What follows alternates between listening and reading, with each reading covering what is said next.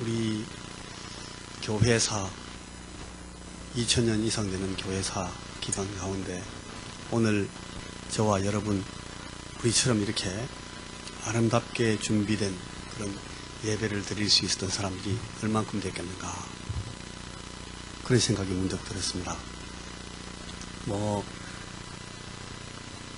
카다콤이나 무슨 암굴, 토굴에서 예배드리는 그런 시대를 생각해보는 것 하지 않더라도 한 몇백 년 전에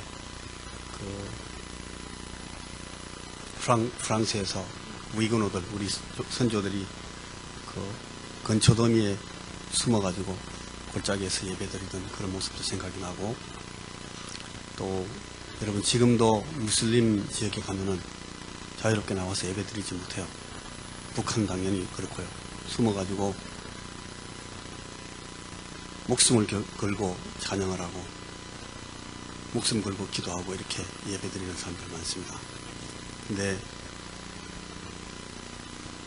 벽도 없는 지붕도 없는 그런 예배 장소에 모여가지고 비 맞고 눈 맞고 하면서 그렇게 예배드리는 사람들도 있고, 근데 오늘 여러분 우리가 앉아있는 이 예배당을 쭉 돌아보니까 참 정말 너무 귀하고 아름답습니다. 너무 편리한 좌석으로 잘 준비되어 있는 그런 예배당에다가 냉난방 잘 되어 있고 너무너무 아름다운 음향들 있고, 또 여러분 방금 찬양 우리 들으셨지만 이렇게 아주 세련된 곡을 민요조의 찬양을 갖다가 잘 이렇게 연습해가지고 이런 찬양 준비해서 찬양 올리고, 또 잘 훈련되고 잘 준비된 세련된 그런 음악을 가지고 예배 음악을 좀 주도하는 이런 반주들도 있고, 꽃장식도 아름답고, 너무너무 이 교회 이 데코레이션들이 다 참 경건하기도 하고 참 아름답고 좋습니다. 그 생각을 하면서 마지막으로 그러면 우리가 이 예배에서 제일 빠뜨리면 안 되는 마지막 한 가지가 뭘까? 활용점정이 뭘까? 그게 여러분 제가 생각해 보니까 사랑입니다. 하나님에 대한 사랑입니다. 우리가 섬기는 이 하나님에 대한 사랑, 우리의 창조주가 되시고 오늘 우리의 주권자가 되시고 우리의 아버지가 되시는 우리 하나님에 대한 사랑, 이거 없으면 우리 이 아름다운 예배 장소와 모든 준비가 다 할 것입니다. 그리고 또 여러분 곁에 앉아 계시는 여러분 형제와 자매들을 향한 우리의 이웃들을 향한 이 사랑이 없으면 우리 이 예배는 하나님 앞에 올려지지 못합니다. 예수님께서 그렇게 말씀하셨습니다. 그리고 마지막으로는 우리 자신들에 대한 사랑이 있어야 됩니다. 우리 자신들을 하나님 앞에서 귀히 여기는, 내게 생명을 주시고 내 인생을 살게 하시는 이 하나님 앞에 나를 사랑하는 그런 마음이 없으면 내 예배가 하나님 앞에 드려지지 못하겠다, 그런 생각이 들었습니다. 하나님께 대해서는 아주 존경하는, 경외하는 사랑을 해야 될 겁니다. 하나님의 뜻을 귀히 여기고 하나님의 그 법을 소중히 여기면서 존중하는 그런 마음을 가지고 사랑하고, 우리 이웃들을 향해서는 정말 내 마음을 다 열어서 겸손하게 공감해주는 그런 마음을 가지고 사랑해야 되고, 또 우리 자신들에 대해서는 참 긍휼히 여기고 불쌍히 여기는 마음을 가져야 될 것 같습니다. 우리 자신들을 사랑하려면 우리 자기 자신을 불쌍히 여기지 않으면 안 됩니다. 우리에게 던져진 이 인생을 살고 있는 내가 어려움도 많고 힘도 들고 지치기도 하지만, 그러나 하나님 내게 내 인생 살도록 내 모든 여건들을, 조건들을 이렇게 정하시고 내게 내 인생을 부여하셨는데 성실함을 다해서 내가 열심히 나를 사랑하면서 살겠다 하는 마음을 가지고 오늘 이 나를 드리면서 주님 앞에 나와서 예배드려야 예배가 하나님 앞에 아름답게 드려질 것 같습니다. 여러분 제가 한번 그런 일이 있었습니다. 거기 제가 사역하던 사역지의 그 지역들을 쭉 돌아다니면서 이 카탄디카라는 곳에 나갔는데, 이 카탄디카라는 곳은 그 바로에라는 한 프로빈스 주의 그 주도입니다. 우리말로 하면 이 도청이 있는 그런 도시인데, 이 카탄디카에 갔는데 거기에 학교가 없습니다. 인구는 막 굉장히 많은데 초등학교는 몇 개 있어요. 근데 초등학교 이상, 그러니까 한 4년 내지 5년 정도 교육을 하면 그 다음 단계로 나갈 교육기관이 없어요. 그래서 이제 거기 학교를 세워달라는 그 카산디카 그 총독이 부탁이 있어가지고 제가 이제 제 사람 하나를 데리고 트럭을 4.5톤 타이탄 트럭, 타이탄이 아니고 그 트럭 이름이 뭐야 까먹었습니다. 제가 제 기억력을 계속 이제 시험하기 위해서 계속 이걸 생각해 보는데 그 일본 차였는데 하여튼 4.5톤 트럭을 하나 딱 끌고 이제 제가 앞에 타고 제 이제 이따이라고 그 지역은 쇼나마를 쓰는 지역인데 쇼나마에도 이렇게 갈래가 몇 개 있어요. 뭐 치드누크도 있고 바루에도 있고 또 뭐 몇몇 이렇게 방언들이 있는데 제가 이거 다 모릅니다. 저는 이 쇼나 중에서 은다우라는 말만 씁니다. 은다우만 쓰는데 은다우 말 가지고는 그 카산디카 지역에 쓰는 그 바루의 말을 몰라요. 그래서 이제 바루에 할 줄 아는 제 이 통역을 하나 데리고 간 겁니다. 그 아프리카 사람들은 주로 자기 부족 언어 외에도 한 서너 개씩 다 합니다. 근데 4, 5개국을 다 합니다. 말을 참 잘한다 싶죠. 근데 이제 글자 쓰는 건 없으니까 무슨 말하는지 잘 모르고 그렇다 하면 그냥 아 그런 거구나 이렇게 알아들어야 되는 말들인데 얘들이 이제 데리고 갔어요. 가가지고 이제 그날 저녁에 한 4시간, 8시간 이렇게 큰 강도 하나 지나가고 그 강을 왜 제가 말하는가 하면 강 위에 길이 다리가 있는데요. 와, 지금 생각해도 아찔아찔합니다. 다리가 차 하나 딱 지나가는 넓이입니다. 그런데 이게 높이가 다리 그 높이가 적어도 한 40m는 될 것 같아요. 다리가 가는데 위에 이게 교각이 얹혀져 있는 겁니다. 그 갈 때마다 막 저는 불안합니다. 이게 휙 넘어갈 것 같아요. 그래서 제가 지나갔는데 그날도 그 다리를 건너서 갔습니다. 근데 이쪽에 지역에는 가면 불을 많이 지릅니다. 불을. 이 사람들이 비료를 안 쓰니까 씨를 뿌리기 전에 불 질러가지고 다 태워서 화전을 하는 겁니다. 재가 되면 거기다가 이제 뭐 물 뿌리고 해가지고 거기에 씨를 심고 이렇게 하는데 제가 그날 갔을 때도 기억해요. 갈 때 막 옆에 길가에 불을 막 피우니까 차 가는 길만 놔두고 양쪽에 다 불입니다. 그래서 불 사이로 막 아까 찬양 가운데 불 가운데 막 들어가잖아요. 저도 불 가운데 그래서 통과해서 이제 그날 갔어요. 한 8시간 걸려서 갔는데 가서 이제 그 지역들을 쭉 돌아보다가 여러분 이 밤이 돼버렸습니다. 저는 그날 아침에 가서 그 일 보고 그다음 돌아오려고 그랬어요. 근데 밤이 돼가지고 돌아오지 못하게 된 겁니다. 야 이거 어떡하나? 이따 어떻게 하면 되지 우리 오늘? 그러니까 이따가 힘이 쭉 빠져가지고 먹을 것도 없고요, 물도 없고요. 물이 중요합니다. 물. 이제 우리 그 우유병 남아공에서 나오는 그 플라스틱 우유병에다가 이제 우유 다 먹고 나면 거기 씻어가지고 거기다 물 담아 다니는데 물이 다 돼버린 겁니다. 야 어떡하지? 이렇게 하다가 이제 이따 보고 그럼 자, 다시 내가 보니까 저쪽에 담배 농장이 있더라. 그 포르투갈 사람들이 그 전쟁 후에도 운영하는 상업농으로 하는 큰 담배 농장들이 있어요. 담배 잎을 많이 이렇게 재배해가지고 따서 흙 건조실에서 담배 말려가지고 그걸 수출하거든요. 이제 그 있는 걸 제가 봤기 때문에 거기 가면 사람들이 틀림없이 있을 거고 그 담배 농장 옆에는 항상 또 그 사람들이 먹는 야채나 뭐 이렇게 고구마 같은 거 가는 데가 있어요. 호박도 하고. 그래서 거기 가서 좀 어떻게 해보자. 이따위가 좋습니다. 그래 돼가지고 이제 같이 갔습니다. 그런데 깜깜하죠. 그냥 조명이 없어요. 전쟁파에 가서. 이제 쫙 가서 이제 다시 돌아갔습니다. 돌아가지고 도로로 가다가 도로 안에서 이제 탁 꺾어서 쫙 들어가면 저 안에 이제 담배 농장이 있는 겁니다. 이 큰 도로에서 흙으로 된 흙도로, 토사도가 직선으로 쫙 나와 있어요. 제가 이제 그 운전을 싹 해가지고 차를 돌려가지고 그걸로 쫙 들어가는데 제 조명이 차가 앞으로 쫙 비치잖아요. 그러니까 저쪽에서도 저를 봤을 거예요. 저는 뭐 봤는지 물어보진 않았어요. 근데 제가 깜깜한데 제 차가 쫙 들어오니까 저 안에서는 누가 들어오지 봤겠죠. 제가 쭉 들어갔습니다. 한 300~400m 정도. 직선으로 쭉 빨리 안 달리고 조심스럽게 쫙 들어갔습니다.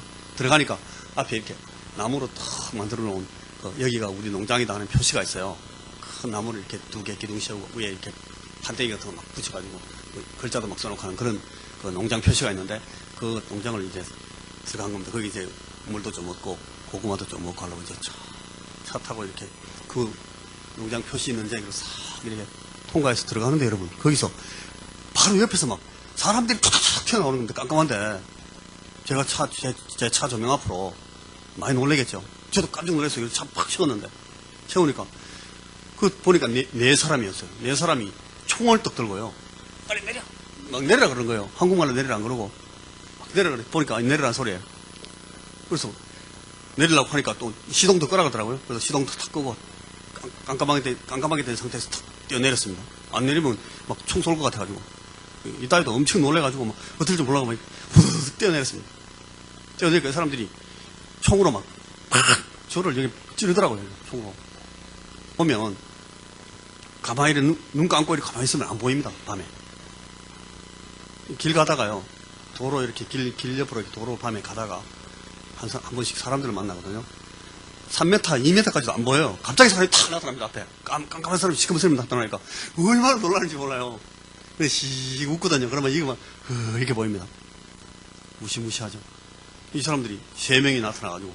근데 그 옆에 모닥불이 하나 있어요. 그래서 모닥불이 푸직푸직해 불꽃이 피니까 사람들이 얼굴이 보였다 안 보였다 이렇게 하더라고요.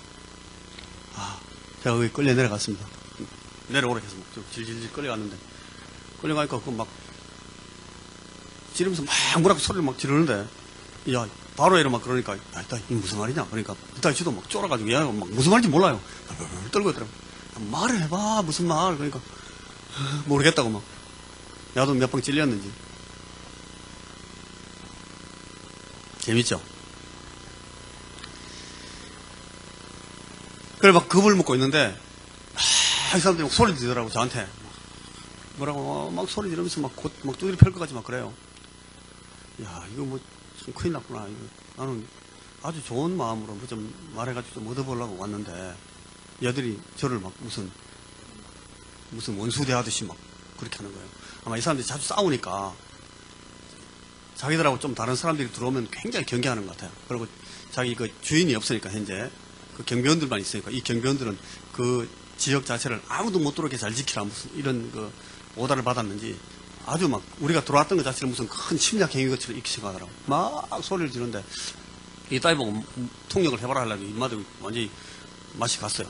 무슨 말 할지도 모르고 이제 속으로 생각했습니다. 어떡하지? 잘못하면 오늘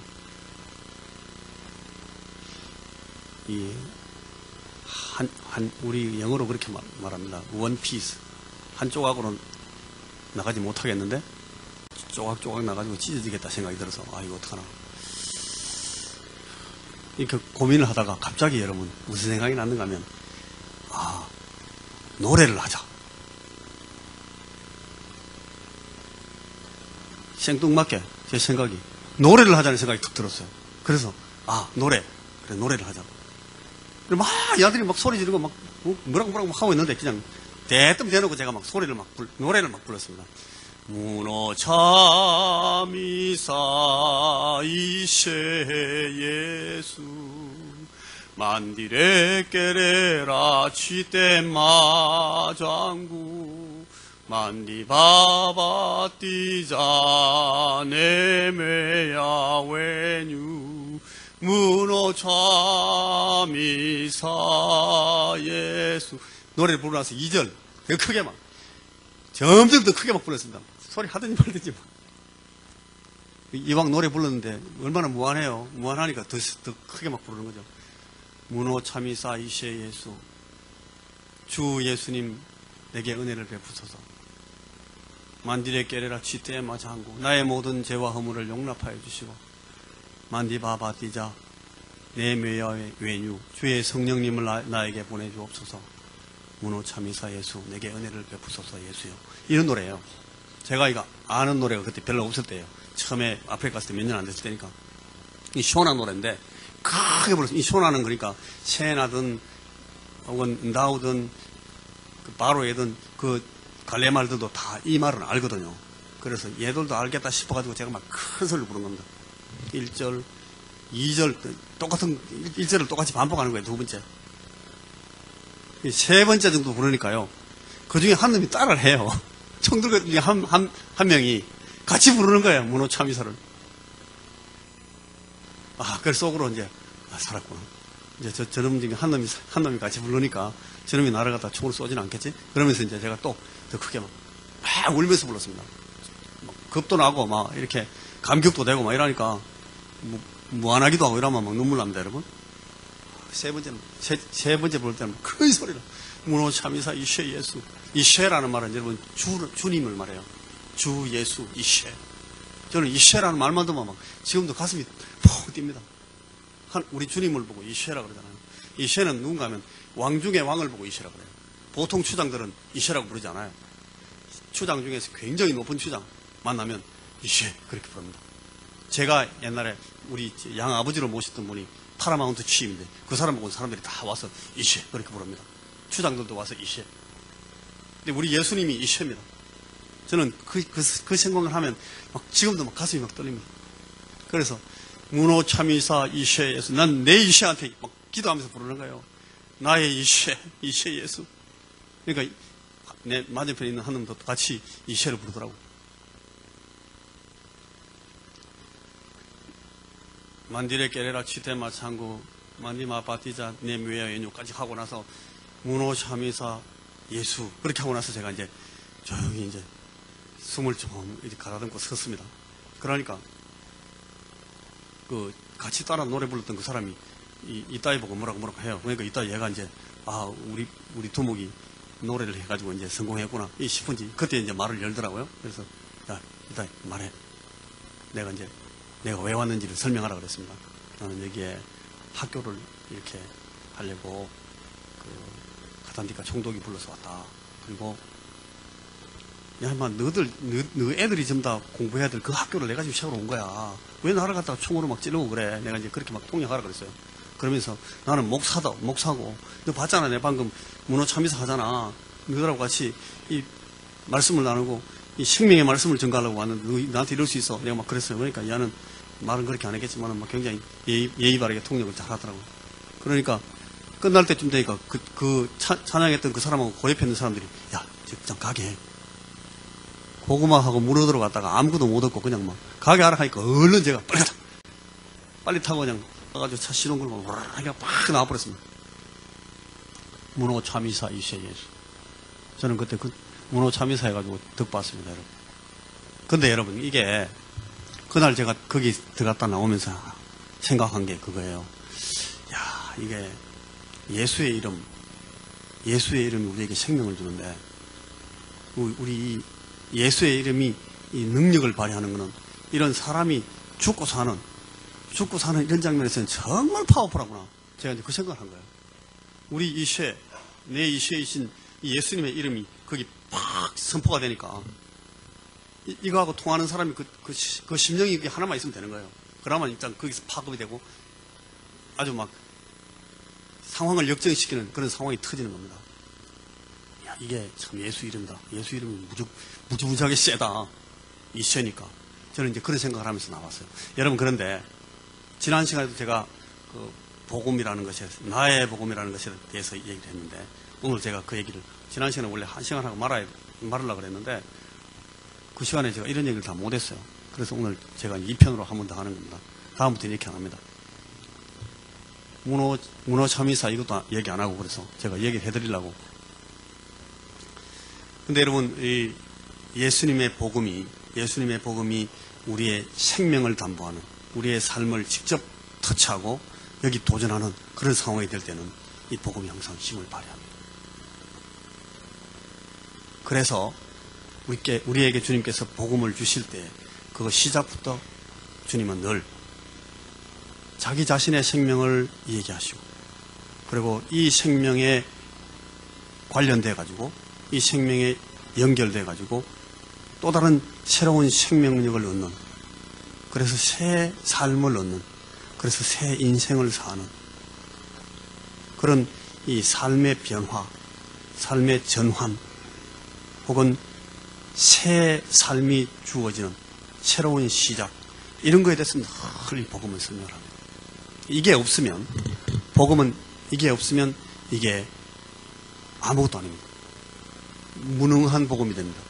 그리고 가치가 없는, 재미가 없는,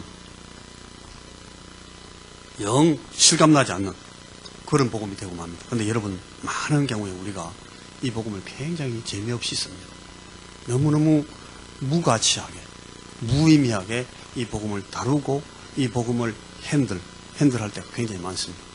그래서 오늘 우리가 이 시간 잠시 동안이나마 이 복음을 우리가 다시 한번 확인해보고 확정해보고 이 복음이 과연 내 삶에, 저와 여러분들의 삶의 그 구체적인 현장에서 어떤 방식으로 이 리폼하는, 새롭게 만들고 새 삶을 살게 하는 그런 방식으로 작동하는지를 한번 확인해보자는 겁니다. 그렇지 않으면 우리 복음은 엉터리 복음이 되고 말 거니까요.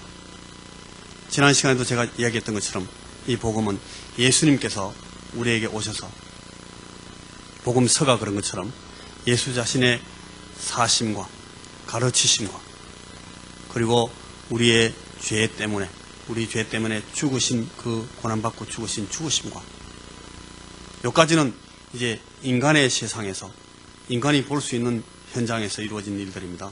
그리고 인간 역사와 관련되어서 일어난 일들입니다. 그런데 네 번째는 죽으신 그 예수님을 하나님께서 일으키시고 살려내십니다. 부활.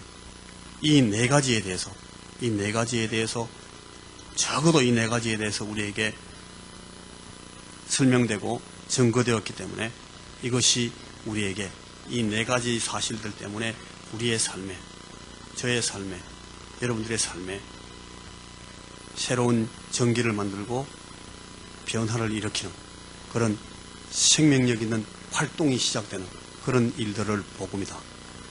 그렇게 우리가 지난 시간에도 얘기를 했는데 이 시간 이 사실을 여러분 한번 정리를 하셔야 됩니다. 아, 그게 복음이구나. 오늘 우리가 방금 우리 장로님과 함께 이 말씀을 읽었던 그 말씀을 보면 로마서 25절 보니까 나의 복음과 바울이 로마서를 다 쓰고 나서 마무리하는 마지막 장면에서 나의 복음이란 말을 씁니다. 나의 복음과 예수 그리스도를 전파함은, 내 복음과 예수 그리스도를 전파함은, 여러분 이 말의 뜻을 한번 생각해 보십시오. 나의 복음은 어떤 복음입니까? 바울의 복음입니다. 바울이 뭘 복음이라고 합니까? 방금 우리가 말했던 그 네 가지를 복음이라고 합니다. 바울은 그 네 가지의 사실들에 대해서 아주 풍부한 이해를 갖고 있는 사람입니다. 많은 것을 말했던 사람이고 많은 것을 설명했던 사람들인데 적어도 요약하면 그 네 가지의 요인이 확실하게 들어가 있는 그런 복음입니다. 내 복음을 내가 전했다. 나의 복음과 예수 그리스도를 전파하면. 이 사람은 나의 복음을 전파하면 이렇게 하고 싶지 않고 이 바울은 거기다가 예수 그리스도를 전파하면이라고 쓰고 싶은 거예요. 이 예수님이라는 인격을 거기 넣고 싶어요. 나의 복음, 이 복음이 전부 예수와 관련되는 것이지만 나의 복음과 예수 그리스도를 전파하면, 그렇게 말을 하고 싶었어요. 그래서 바울이 그렇게 말하는 거예요. 나의 복음과 예수 그리스도를 전파하면 영세전부터 감추었다가. 여러분 이런 걸 보면서 야, 나도 내 복음서에 저렇게 써야지, 그런 생각을 해야 됩니다. 여러분, 나의 복음과 예수 그리스도를 전파하면 멋있구나, 나도 저렇게 써야지. 여러분 그렇게 생각하십시오. 영세전부터 감추었던 게 있어요. 감추었다가 이제는 나신 바 되었으며 영원하신 하나님의 명을 쫓아 선지자들의 글로 말미암아 모든 민족으로 믿어 순종케 하시려고, 이 사람들에게 믿어서 순종케 하시려고 알게 하신 바 그 비밀의 계시를 쫓아 된 것이니. 여기 이 비밀을 아까 우리 현재 번역에서는 신비라 그랬더라고요. 신비의 계시를 쫓아 된 것이니 이 복음으로 너희를 능히 견고하게 하실 지혜로우신 하나님께 예수 그리스도로 말미암아 영광이 세세 무궁토록 있을지어다. 아멘. 이렇게 바울이 로마서를 다 써놓고, 이 로마서도 사실은 내가 쓴 나의 복음서의 한 부분이다 라는 표현으로 쓴 겁니다. 이걸 제가 지금 성경신학적으로 신학적으로 설명하는 게 아니에요. 그렇게 말하면 이 목사님은 왜 로마서를 복음서라 그래요? 그렇게 우리 그런 얘기 하고 있지 않잖아요. 지금 바울은 바울 자신의 신앙 고백으로 써나오는 겁니다. 여러분 오늘 우리가 예배 시간에 예배 시작하면서 바로 그 첫 시작 순서 가운데 하나가 뭐였습니까? 전능하사 천지를 만드신 하나님 아버지를 내가 믿사오며 신앙 고백하잖아요. 왜 그러죠? 왜 예배 시간에 그걸 합니까? 하나님께 나아오는 사람은 누구든지 반드시 그가 계신 것과 그가 자기를 찾는 자들에게 상 주시는 이심을 믿어야 할지니라 그랬기 때문에 내가 믿습니다. 그렇게 말하는 거예요. 이 신앙 고백이라는 것은 내가 믿습니다라는 말이거든요. 전능하사 천지를 만드신 하나님 아버지를 내가 믿습니다. 그 외아들 우리 주 예수 그리스도를 내가 믿습니다. 동정녀 마리아에게 나신 것을 믿습니다. 본디오 빌라도에게 고난을 받아 십자가에 못 박히신 것을 믿습니다. 믿는 걸 고백하는 거예요. 12개. 그게 사도신경이에요. 신경이 많습니다. 신앙고백서가. 신앙고백서가 여러 수십 개 있습니다. 역사에. 큰 굉장히 중요한 신앙고백서가 많이 있는데 그 중에서 우리 예배 시간에 간결하면서도 짧으면서도 아주 함축적이면서도 핵심이 있는 그런 신앙고백서를 골라서 우리 같이 하자 해가지고 우리 한국교회가 예배에서 쓰는 제일 중요한 신앙고백서가 이 사도신경 신앙고백서인 거예요. 장로구 신앙고백도 있고 어떨 때는 뭐 무슨 이 니케아 신앙고백서도 있고 뭐 도얼턴 신앙고백서도 있고 신앙고백서 많아요. 옛날에 웨스트민스터 신앙고백도 있고 어떤 예배에서는 그러니까 신앙고백서 들고 와서 읽는 거에 같이 신앙고백서 한번 읽고 나면 시간이 1시간 반 막 지나고 그랬어요. 그런 예배도 있었어요. 우리는 짧게 하지만 그러니까 이 신앙고백서가 굉장히 중요하다는 사실을 여러분 늘 기억하시고 신앙고백하셔야 됩니다. 그래 그 사실을 고백하는 자기 예배의 한 부분으로서 이 바울이 자기 신앙고백서를 자기 복음서를 쭉 설명을 한 겁니다. 지난 시간에 우리가 생각했던 그 마가의 복음서를 여러분 기억해 보시면 마가복음 제1장에 보면 이렇게 되어 있습니다. 한번 보시겠습니까? 마가복음 1장 1절에 하나님의 아들 예수 그리스도 복음의 시작이라. 마가는 자기가 경험한 예수님을 계속 반복해서 확인해보고 또 이해해보고 또 알아보고 또 설명해보고 또 기도하면서 만나보고 자기에게 오셔서 말씀하시는 것을 들어보고 계속 이야기해보니까 이 자기가 만난 이 예수님에 대해서 이 예수 그리스도에 대해서 제일 중요한 하나의 요소가 뭐라고 자기는 고백하게 되는가 하면 뭐예요? 하나님의 아들이다. 나는 내 복음서는 예수 그리스도를 하나님의 아들이라고 해야 되겠구나. 그래가지고 이 마가복음은 1장부터 끝장까지 계속 왜 예수님은 하나님의 아들인가? 이걸 보니까 이분은 하나님의 아들이야. 이걸 보니까 이분은 하나님의 아들이 맞아. 이거 봐. 하나님의 아들 아니고 이렇게 할 수 있어? 이 가르치심을 봐. 완전히 하나님의 아들이잖아. 이 표적을 봐. 이분은 하나님의 아들이잖아. 계속 이 마가는 계속해서 예수님이 하나님의 아들이신 것을 계속 고백합니다. 근데 그 제일 마지막 이 마가가 쓴 마가복음서의 제일 마지막 진술이 이렇게 되어 있습니다. 39절. 예수를 향하여 섰던 백부장이 그렇게 운명하심을 보고 가로되 이 사람은 진실로 하나님의 아들이었도다. 마가는 이 얘기를 하고 싶은 거예요. 이 양반은 봐. 하나님의 아들이야. 이 사람을 죄인으로 만들어가지고 때려 죽인 이 예수 그리스도를 십자가에 못 박아 죽인 이 사람들도 나중에 보니까 이 양반은 하나님의 아들이라 그렇게 말했어. 이래도 하나님의 아들 아니라고 할까요? 마가는 지금 그렇게 말합니다. 이걸 갖다가 여러분 인클루시오라고 합니다. 그릭 문학에 헬라 문학에서 이 우리말로 하면 수미상관이라는 거예요. 처음에 시작할 때 한 얘기를 딱 설명해 놓고 그걸 계속해서 반복하다가 마지막에 끝날 때 똑같은 얘기를 딱 해가지고 끝내요. 아주 멋있어요.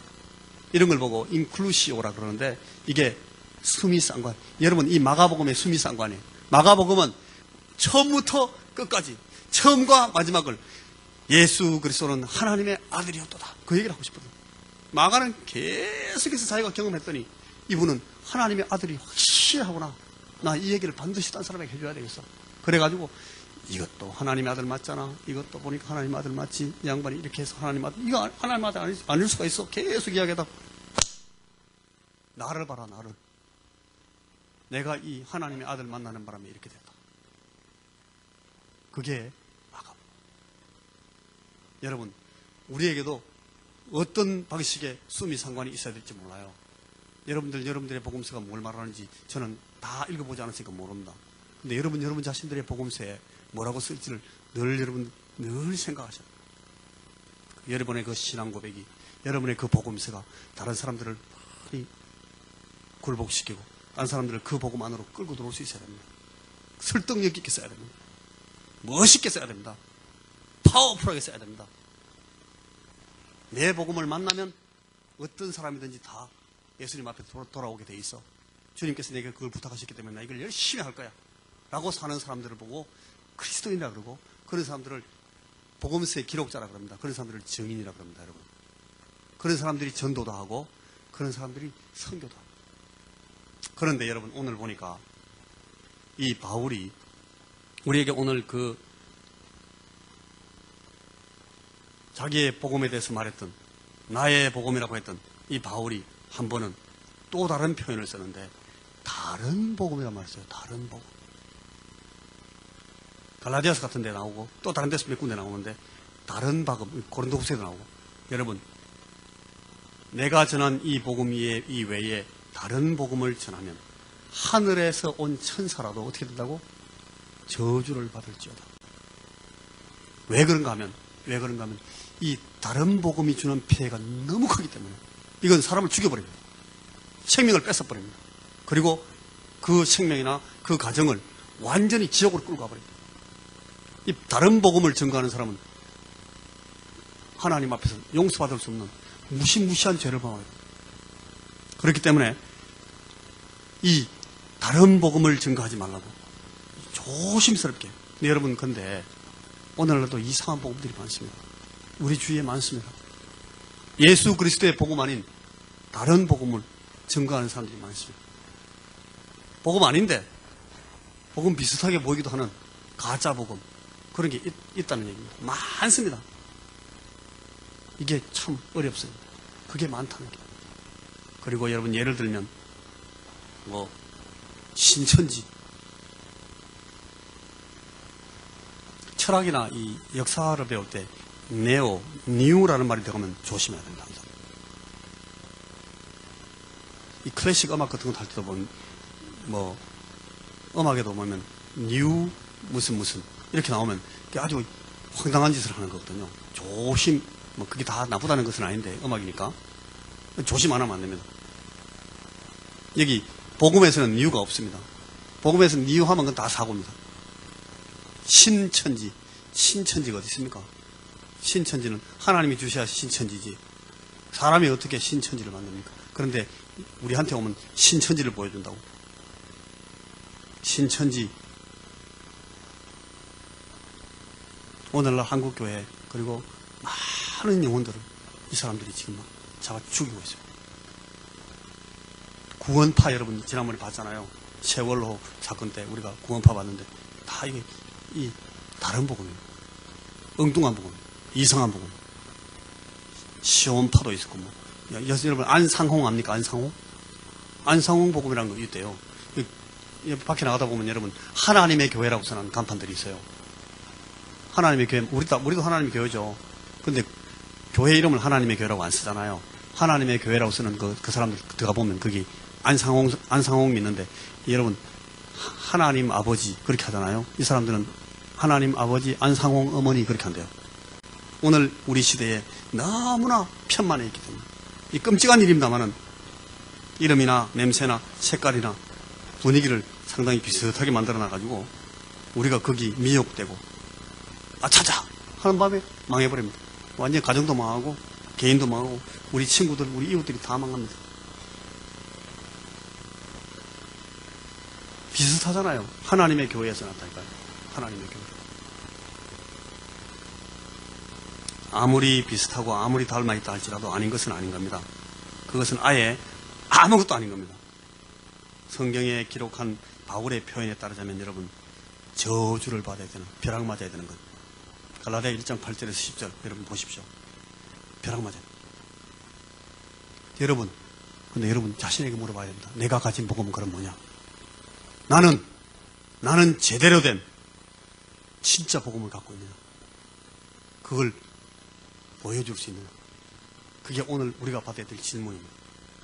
여러분, 예수님이 한번 제자들하고 저 헐몬산에 가서 거기서 모세하고 엘리야가 탁 나타나는데 주님이 그 중간에 서셨어요.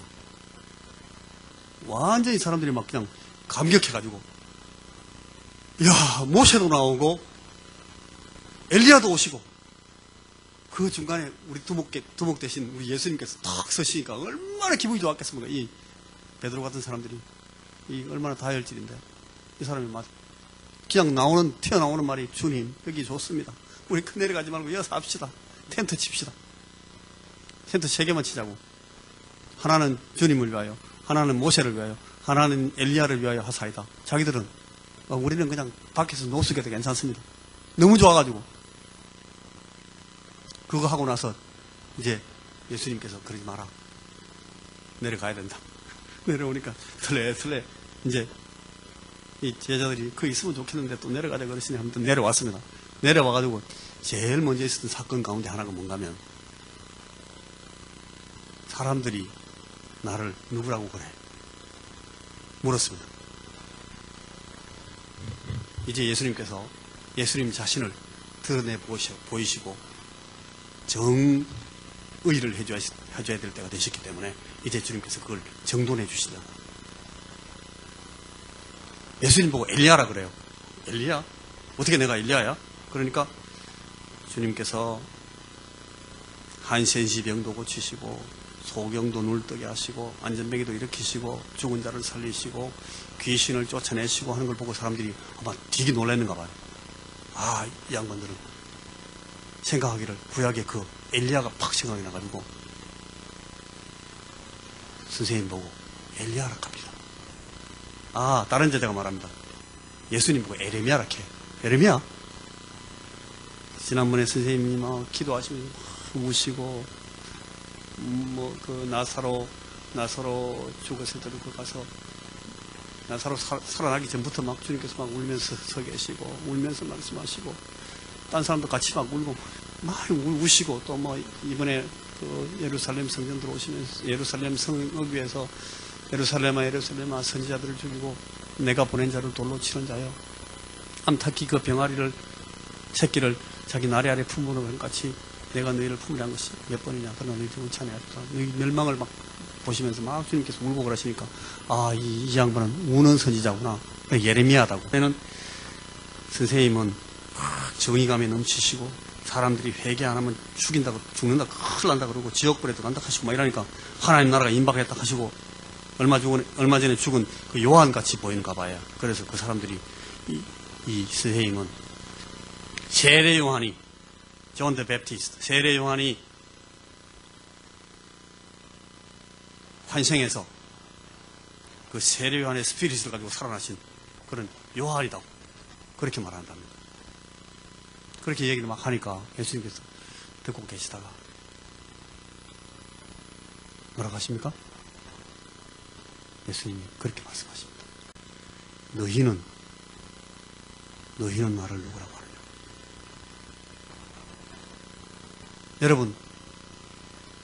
여러분은 예수님을 누구라고 합니까? 이게 오늘 우리에게 주어진 질문입니다. 여러분은 예수님을 누구라고 합니까? 우리 선배 베드로가 그때 말했습니다. 선생님은 주님입니다. 큐리오스. 이 로마의 황제가 로마에서 온 세상을 호령하는 것처럼 주님은 오늘 우리의 왕이시고 황제십니다. 큐리오스입니다. 그냥 셈이 아니고 선생님은 주님이십니다. 그리고 주님은 그리스도십니다. 구약에서 율법에서 그리고 모든 선조들과 선지자들의 글에서 그 전승들에서 그렇게 그렇도록 이 모세와 같은 선지자를 세우시고 보내실 거라고 하던 그 메시아입니다. 그러고 주님은 메시아 되신 우리 주님은 지금도 살아계시는 하나님, 우리 하나님의 아들이십니다. 확실합니다. 진짜라요. 내가 알고 있어요. 바울이 아니고 베드로가 큰 소리. 주는 그리스도시요 살아계신 하나님의 아들이십니다. 그렇게 말했습니다. 여러분, 오늘 우리가 바로 이 얘기를 하고 있습니다. 마가도 자기 복음서의 처음과 끝에서 인클루시오로 이 얘기를 했습니다. 사도 바울도 로마서가 마치는 그 끝에서 나의 복음은 이것이다. 예수께서 하나님의 아들이시기 때문에 그가 하나님의 아들이신 것을 나 마가는 이렇게 봤고 이렇게 만났고 이렇게 만졌고 이렇게 부딪혔고 이렇게 들었고 그래서 오늘 이렇게 충격을 받았고 내가 이렇게 변했고 이렇게 새롭게 됐고 이렇게 새 힘을 얻어서 내가 새 인생을 사는 새 사람이 되었는데 이 하나님의 아들 때문에 나도 하나님의 자녀가 되는 생명과 권세를 얻었기 때문에 이 하나님의 아들 때문에 이제 죽어도 죽지 않게 됐고 하나님의 생명 영생을 받아서 이제 나도 하나님의 아들 예수님처럼 또 다른 예수, 작지만 부족하지만 이 예수의 복사판으로서 내가 오늘 이 땅에서 순종하는 예수의 제자가 되었다. 마가가 그렇게 말하거든요. 내 말 한번 들어보시오. 내가 증인입니다. 날 보시면 예수가 하나님의 아들인 줄을 여러분 알게 되십니다. 내가 할 말 많아요. 날 좀 보러 오십시오. 그러면 내가 예수를, 이 하나님의 아들을 여러분들에게 보여주겠습니다. 만약 그게 안 되면 내가 쓴 이 예수전, 이거 기록을 한번 보십시오. 이걸 잘 읽어보면 아, 이 양반은 하나님의 아들 맞구나 라고 생각하게 되어 있습니다. 라고 마가 이야기하는 겁니다. 이게 마가의 복음서입니다.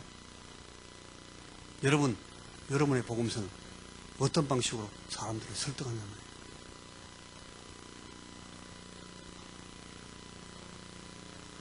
마가의 복음서가 오늘 우리 앞에 있는 이유가 이겁니다.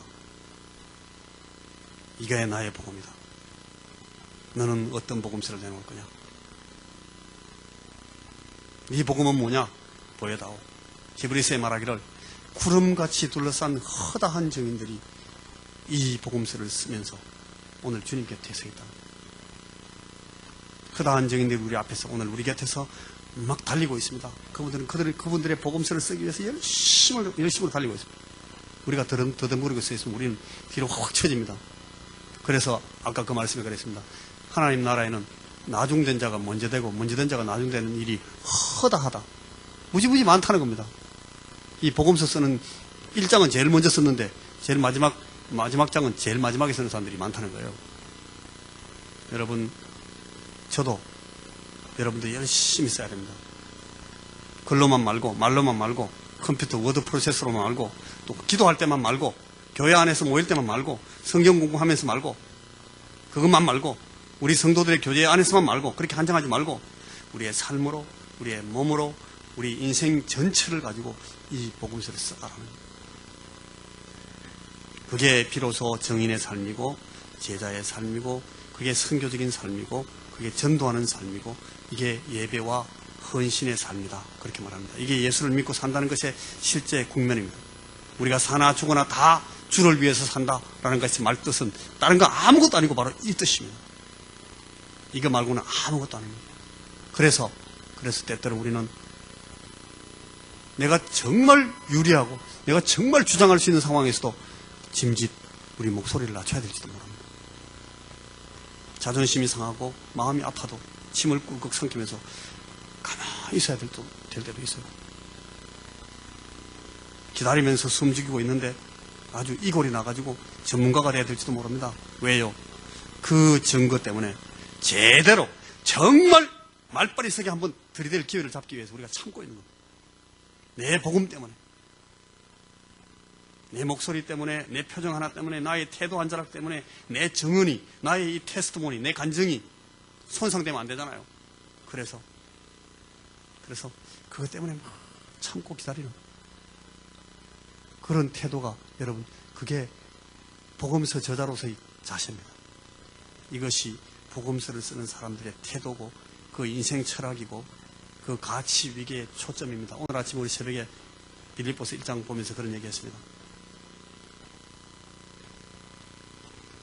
바울이 어떤 사람은 자기를 막 괴롭게 하려고 바울과 경쟁해서 바울을 갖다가 막 불쌍하게 만들기 위해서 막 열심히 전도하는 사람들도 있대요. 그런데 그런 사람들을 보고 바울이 하는 말이 그렇든지 말든지 예수 그리스도가 증거되고 이 복음이 전파되기만 하면 나는 할렐루야다. 내 안에 사는 것이 그리스도면 내가 차라리 죽는 것도 게임, 유익하다. 이익이 될 수 있다. 바울은 그렇게 말합니다. 그 철학이 어디서 나오는가 하면 바로 이 복음서 철학. 나를 봐라. 이래도 모르겠냐? 내가 이렇게 변했는데도 나를 새롭게 하신 그 예수가 안 보이냐? 궁금하지도 않냐? 나는 후회 없이 이렇게 살고 망설임 없이 죽을 수도 있어. 나는 죽고 그리스도가 사시면 나는 족하다. 그래야 그분이 드러나시면 그분이 당신에게 어필할 수만 있으면 나는 만세. 이게 여러분 나의 복음입니다. 예수를 믿고 자기 십자가를 지고 자기를 부인하고 예수의 제자로 산다는 것은 바로 이렇게 증인되는 것을 말합니다. 아까 우리가 불렀던 그 송명희 시인이 쓴 그 가사를 보십시오. 그 이름이라는 가사. 예수 그 이름 나는 말할 수 없네. 이 송명희 이 시인은 예수님에 대해서 많이 말하는 사람입니다. 이 사람은 태어날 때부터 무슨 환자입니까? 태어날 때부터 장애가 있어요. 무슨 장애? 중증 장애인데 뇌성마비 장애입니다. 이 사람은 웃고 싶은데 자기는 표정을 웃는다고 짓는데 우리가 보면 우는지 막 아우성하는지 몰라요. 잘 안 돌아가요. 말을 안 들어요. 근육이, 얼굴 근육이. 손을 내밀어서 악수하려고 손을 내밀는데 손이 막 돌아갑니다. 이렇게. 그런데 이 송명희 시인이 살면서 너무너무 고통스러운 그런 삶을 살다가 이분 예수를 만난 거예요. 아주 어렸을부터. 이 송명희 시인의 목소리를 통해서 나오는 시가 얼마나 아름다운지 모릅니다. 얼마나 설득력이 있는지 모릅니다. 그 사람이 예수님을 너무너무 아름답게 찬양합니다. 너무 귀한 분으로 생각합니다. 자기를 그렇게 만드시고 자기에게 그런 인생을 주신 분을 원망하지 않습니다. 너무너무 사랑합니다. 그래서 그분한테 물었어요. 예수가 누구냐? 이분이 하도 생각해도 알 수가 없어. 뭐라고 말할지 모르겠어요. 나는 그 이름을 말할 수가 없어요. 여러분, 비밀이라고 해요. 비밀. 비밀이 영어로 두 가지가 있습니다. 영어로 우리 또 보통 비밀이라고 번역하는 단어가 두 개예요. 하나는 뭐죠? 시크릿. 또 하나는 미스테리. 차이가 아십니까? 여러분, 여기에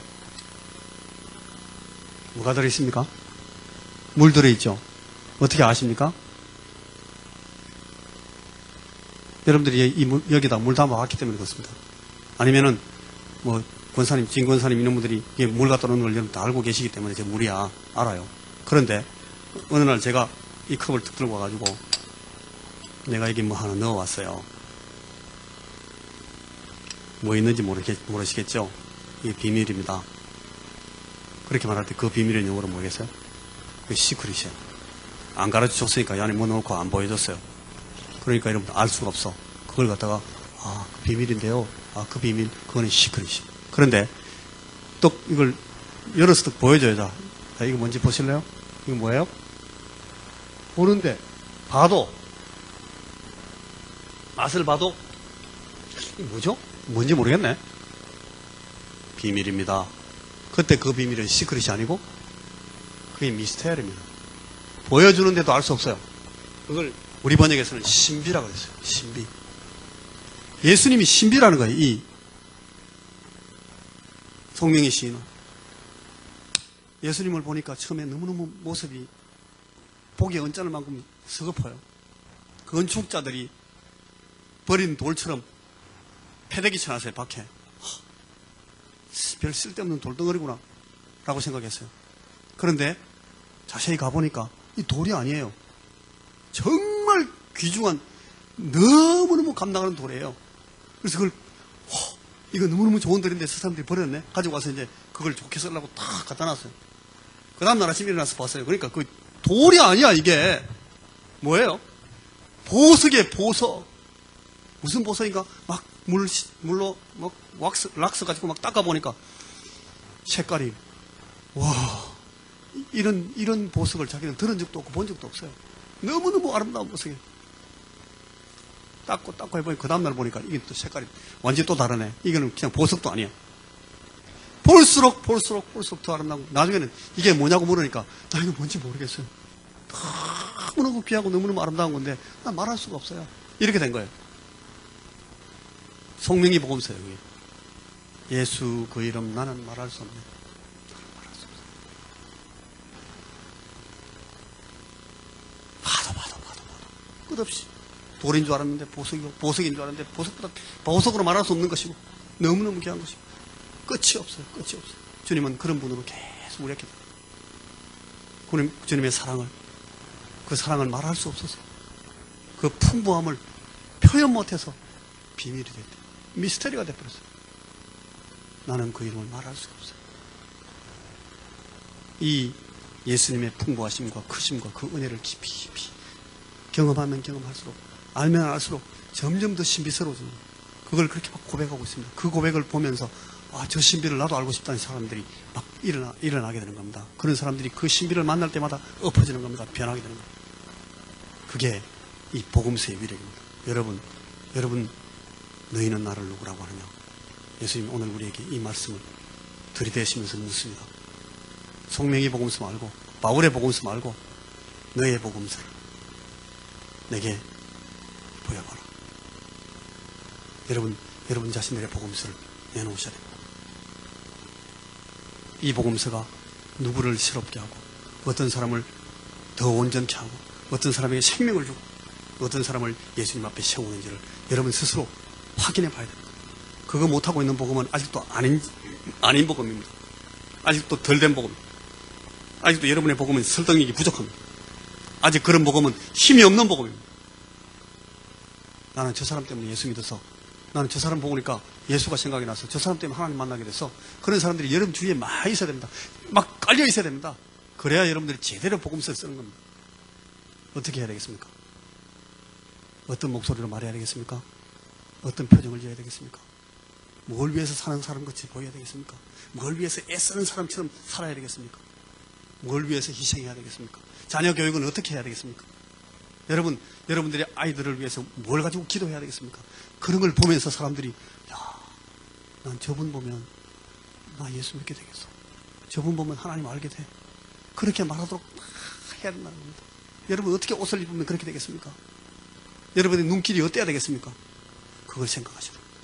그걸 위해서 사는 사람들 보고 예수 믿는 사람들, 그런 사람들 보고 자기를 죽이고 자기 십자가를 지고 예수의 제자가 돼서 주님을 따라가는 사람들이라고 합니다. 그런 사람 아니면은 예수 믿는다고 큰 소리를 하고 다니면 안 됩니다. 어렵습니다. 무시무시하게 힘듭니다. 그렇지만 그것 때문에 오늘 주님께서 우리에게 물으십니다. 너희는 나를 누구라고 하느냐? 네가 내게 그 말을 하면 누가 그 말을 믿겠느냐? 그렇게 물으십니다. 우리가 받은 이 복음을 가지고 복음화되고 예수 믿는 사람이 되고 리폼된 새로운 삶을 살고, 그러면서 우리의 삶을 보면서 많은 사람들이 내 주님 대신 주는 그리스도시고 살아계신 하나님의 아들이신 것을 믿게 되는 그런 삶을 사는 이 복음을 가진 사람들로서 우리가 오늘 이 세상 속에 있어야 되겠습니다. 여러분들을 통해서 이 세상이 하나님 앞으로 돌아오고 이 세상이 완전히 변하기를 주님의 이름으로 축원합니다. 기도하십시오.